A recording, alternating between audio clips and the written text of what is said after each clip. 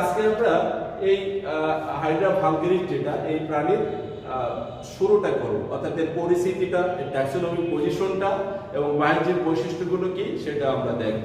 তো আমরা টাইপ ভেরিয়েবলের কথা বললাম, এরপরে আসে আমাদের এই যে প্রাণীটা আমরা পড়ব সেই প্রাণীটার নামটা কি। এর নামটাকে আমরা বলছি যে হাইড্রা, এর জেনাস নেম বা এর প্রজাতির নাম কি? এর প্রজাতি হলো হাইড্রা ভালগেরিস। আমরা হাইড্রা ভালগেরিসকে ডিটেইলস পড়ব। তো এইখানে তোমাদের আরেকটা জিনিস বলে রাখি যে বাংলাদেশে এই হাইড্রা 40টার মতো প্রজাতি আছে, কিন্তু বাংলাদেশে পাওয়া যায় এরকম মাত্র 3টা প্রজাতি আছে।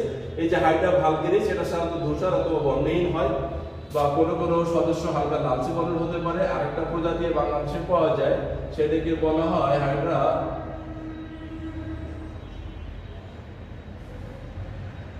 এটা অলিগ্যাকটিস। ঠিক আছে। আর 3 নম্বর যেটা, এটা বাদামি হাইড্রা, 15 হাইড্রা ভিডিসিমা, CH 15 হাইড্রা, এটা জেনাস নেম। আর ভিডিসিমা VIRIDISSIMA, এটা হলো তার প্রজাতির নাম। তাহলে বাংলাদেশে পাওয়া যায় 40টা প্রজাতির হাইড্রা পৃথিবীতে পাওয়া যায়, কিন্তু বাংলাদেশে রেকর্ড হলো 3টা প্রজাতি পাওয়া যায়। একটা বলছে হাইড্রা ভালগেরিস, যেটা ডিটেইলস আমরা শিখবো। আরো 2টা প্রজাতি আছে, যেটা হাইড্রা অলিগ্যাকটিস বাদামি হাইড্রা, আর 15 হাইড্রা ভিডিসিমা। এই 15 হাইড্রা ভিডিসিমা আমাদের মনে রাখতে হবে, এরা সিম্বায়োসিসের একটা প্রকৃষ্ট উদাহরণ। এখানে 15 হাইড্রা অর্থাৎ সবুজ হাইড্রা, এটা সবুজ রঙের হাইড্রা, তার দেহের ভিতরে এক ধরনের জোকোলেরেলা অর্থাৎ শৈবাল বসবাস করে এবং সেটা তারা মৃতজীবী হওয়ার কারণে ওই জোকোলেরেলা শৈবালের কারণে তাদেরকে সবুজ দেখায়। যাই হোক, আমরা পড়ব হাইড্রা ভালগেরিস। তো এই যে হাইড্রা ভালগেরিস এর নামটা কিভাবে আসবে, প্রাণীটা কে প্রথম আবিষ্কার করে সেটাও তোমাদের জানতে হবে। আব্রাহাম পেনলে বলে একজন বিজ্ঞানী, আমরা আব্রাহাম পেনলে, খেয়াল করো, আব্রাহাম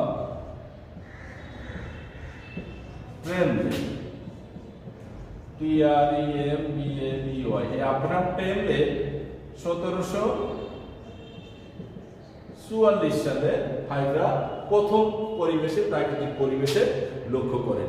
ঠিক আছে। তো তারপরে দেখো এই হাইড্রার নামকরণ কি করে। হাইড্রার নামকরণ কিন্তু আব্রাহাম পেনলে করেনি, এটা বরাবর আমরা অন্য অধিকাংশ প্রাণীর নামকরণ যিনি করছেন ক্যারোলাস লিনিয়াস। 1758 সালে এই হাইড্রা যে জেনাস নেম, এই জেনাস নেমটা তার দেওয়া। যদিও জেনাসের পরে অনেক প্রজাতি অনেক বিজ্ঞানী দিয়েছে, যেমন আমরা হাইড্রা ভালগেরিসের কথা যেটা বলছি, এটা কিন্তু প্যালাস বলে একজন বিজ্ঞানী তোমার 1766 সালে এই প্রাণীর নামকরণ, এই আবিষ্কার করে হাইড্রা ভালগেরিস। তাহলে হাইড্রা নামটা কার দেওয়া? আবার বলছে হাইড্রা নামটা দেওয়া হলো ক্যারোলাস লিনিয়াস, বাট হাইড্রা ভালগেরিস যে স্পিসিস তার আবিষ্কার হলো প্যালাস 1766। আর হাইড্রা পরিবেশে প্রথম লক্ষ্য করে যে বিজ্ঞানী, সেটা হলো আব্রাহাম পেনলে 1744। ঠিক আছে। তো হাইড্রার এই 3টা নাম আমাদের মনে রাখতে হবে যে আবিষ্কারের সাথে, নামকরণের সাথে জড়িত। একজন হলো আব্রাহাম পেনলে, আরেকজন হলো ক্যারোলাস লিনিয়াস, আরেকজন হলো প্যালাস। ঠিক আছে। তো এই বিজ্ঞানীরা হাইড্রার কি করা যায় নামকরণের সাথে জড়িত বা তাদের আবিষ্কারের সাথে জড়িত। খেয়াল করো, হাইড্রা নামটা কোত্থেকে আসে? সাধারণত নামকরণের যৌক্তিকতা থাকে, আমরা জানি। হাইড্রা নামটা আসছে গ্রিক রূপকথা। তোমরা রূপকথা তো বোঝো, আমাদের বাঙালিদেরও রূপকথা অনেক নিস।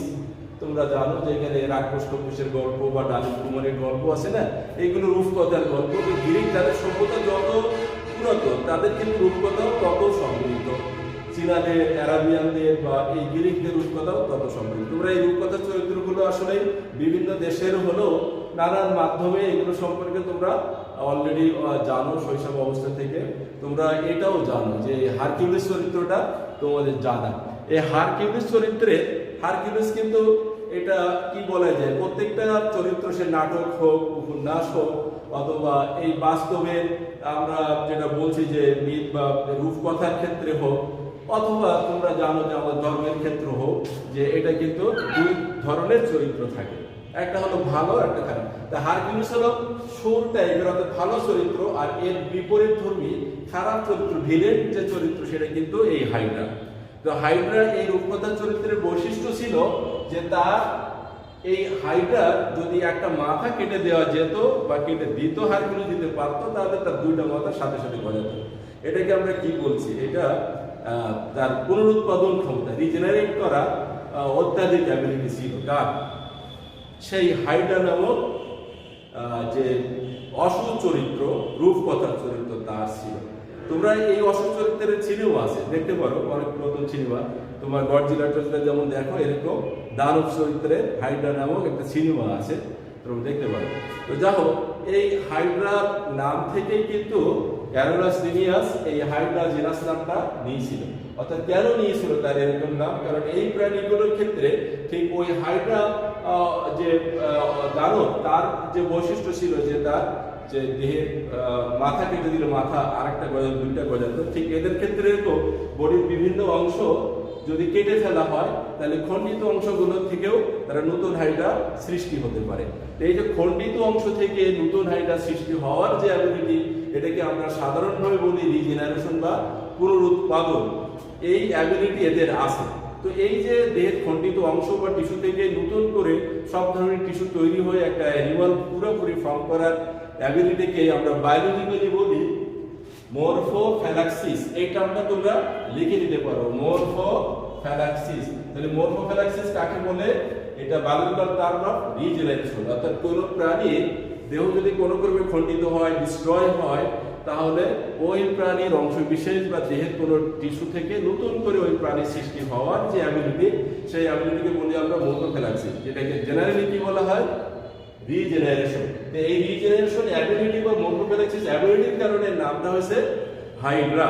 ঠিক আছে, আমরা আসি এরপরে এই যে পর্বের প্রতিনিধিত্ব করছে সেই পর্বের নাম কি? নিডারিয়া, তাই না? তো নিডারিয়ার বৈশিষ্ট্যগুলো কি আমাদের মনে আছে? নিডারিয়ার বৈশিষ্ট্যগুলো কিন্তু আমাদের মনে রাখতে হবে যে এই পর্বের প্রাণীদের নামটা আসছে তোমার সিলেন্ডাটা বা নিডারিয়া। আমি তোমাদের ট্যাক্সোনমি পড়ানোর সময় বলেছিলাম যে নিউরোসাইট বলে এক ধরনের বিশেষায়িত কোষ এদের থাকে বডিতে, এদের এপিডার্মিস অর্থাৎ বাইরের ত্বকে, এই কারণে এই শব্দটা আসছে নিডারিয়া। আর কি আছে এদের দেহের ভিতরে? কি আছে যে একটা এরকম ফাঁকা গহ্বর আছে, সেই ফাঁকা গহ্বরকে আমরা কি বলে?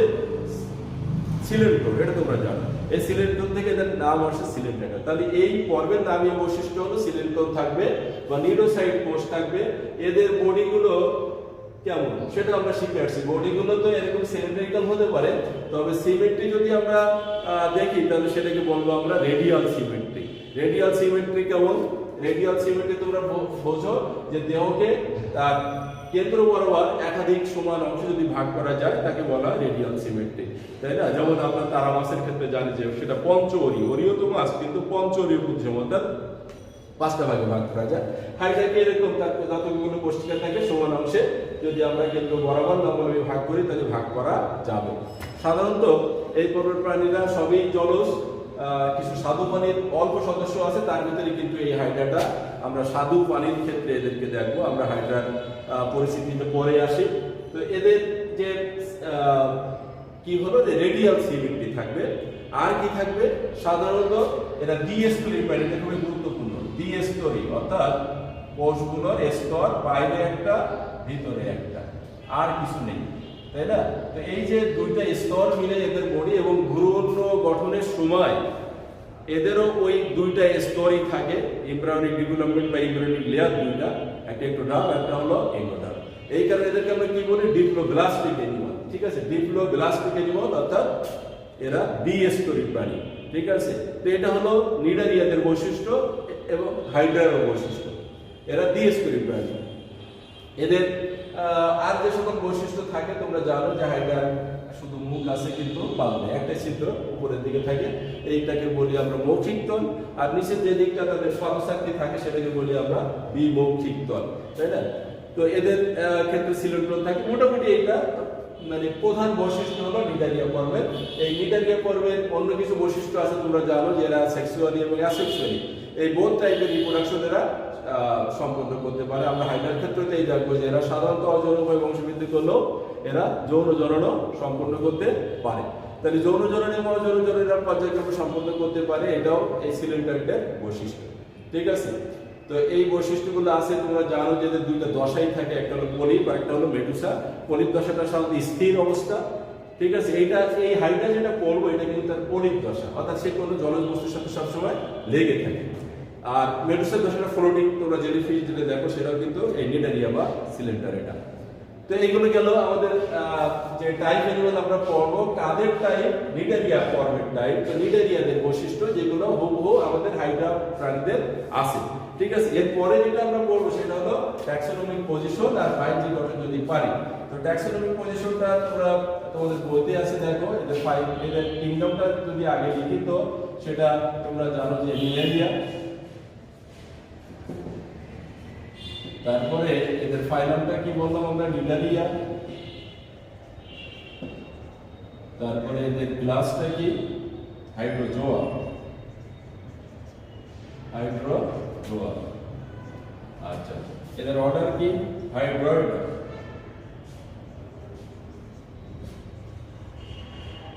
এদের ফ্যামিলি হাইড্রিডি, এদের জেনাস হাইড্রা। এই জেনাস নেম অর্ডারের মধ্যে তোমাদের কিন্তু আমি শিখেছি। তাহলে স্পেসিসটা কি হলো যদি হাইড্রা, আমরা এখানে যেটা পড়ছি সেটা হলো ভালগেরিস। ঠিক আছে, এই ট্যাক্সোনমিক পজিশনটা আমাদের মুখস্থ রাখতে হবে পরীক্ষার সময়, যেহেতু টাইপ আমাদের ডিটেইলস পড়তে হবে, ট্যাক্সোনমিক পজিশন পরীক্ষা আসতে পারে। আমরা আসি বাহ্যিক গঠন, হাইড্রা বাহ্যিক যে গঠন সেটা পড়ে আজকে আমরা শেষ করব। আমি দুটো হাইড্রা ছবি এখানে আঁকছি, দেখো যে হাইড্রা সাধারণত যদি সংকুচিত অবস্থায় থাকে তাহলে এরকম একটা অবস্থা হতে পারে বডি। তো এই সংকুচিত অবস্থাটা বড় জোর তোমার 3 মিলিমিটার পর্যন্ত প্রলম্বিত হবে, 1 থেকে 3 মিলিমিটার সংকুচিত অবস্থায় ফিরে আসতে পারে।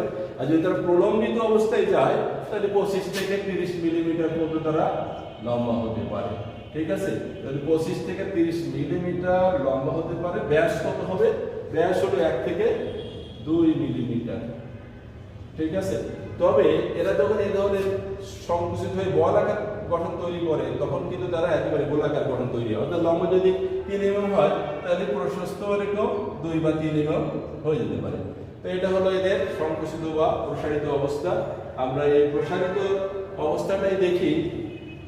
এদের যে বাহ্যিক গঠন নলাকার, আমরা একটু আগে বলছি, এতে কয়েকটা ভাগে ভাগ করা যেতে পারে। উপরের অংশে দেখো যে কোষিকাগুলো থাকে এবং এই কোষিকা এবং এর মাঝখানে দেখো একটা স্ফীত গঠন আছে। কোষিকাগুলোর মাঝখানে কোষিকা 6 থেকে 10টা থাকে। প্রজাতিভেদে এই সংখ্যাটা একটু আলাদা।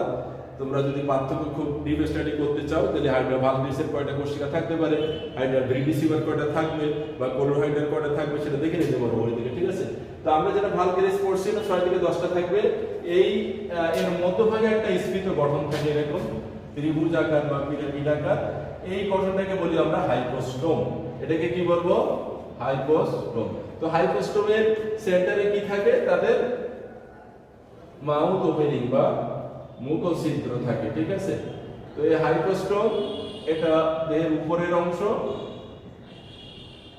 আর নিচের একটা বিশেষায়িত অংশ থাকে। দেখো এই বিশেষায়িত অংশটা যার সাইডে কোনো বস্তুর সাথে সে লেগে থাকে এটাকে বলি আমরা পেডাল ডিস্ক।